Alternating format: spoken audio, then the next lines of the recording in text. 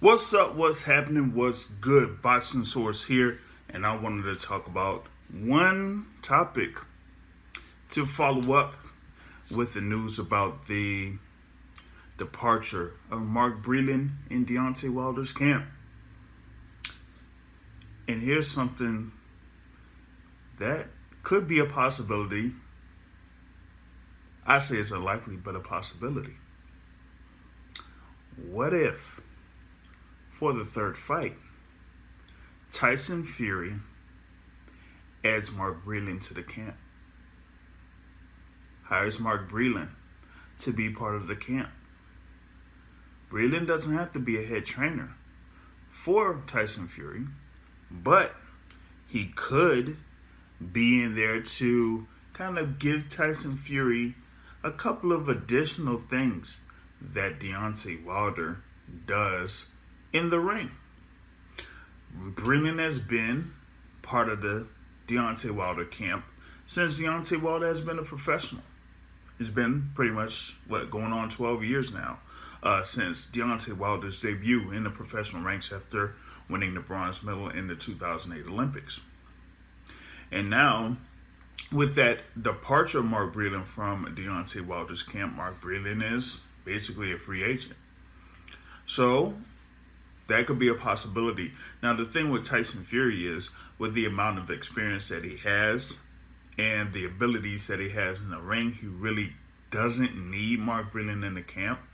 And it kind of like says something that Tyson Fury, over the course of, it's going to be 24 months in December, that he's had two different trainers in between the two fights with Deontay Wilder, head trainers that is. When you had Ben Davison as his head trainer in the first fight, okay? Then he had Ben Davison for, those couple of fights that he had, the Otto Walling fight, the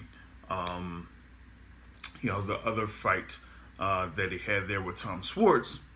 And then he goes over and he has Kong Jim and he puts in Sugar Hill Stewart as his head trainer before the rematch with Deontay Wilder. And we've seen what happened as a result with the 7th round stoppage of Deontay Wilder for Tyson Fury to win the WBC and Ring Magazine heavyweight titles.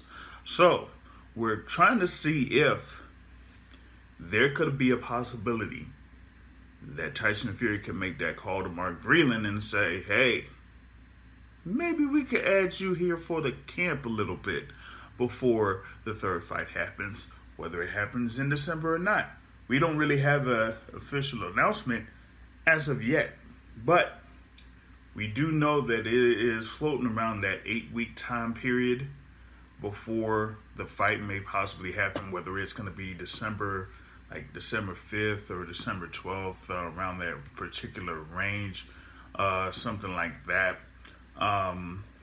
Because it won't be the 19th. They've kind of said that it wouldn't fall around that time due to college football having conference championships during that day.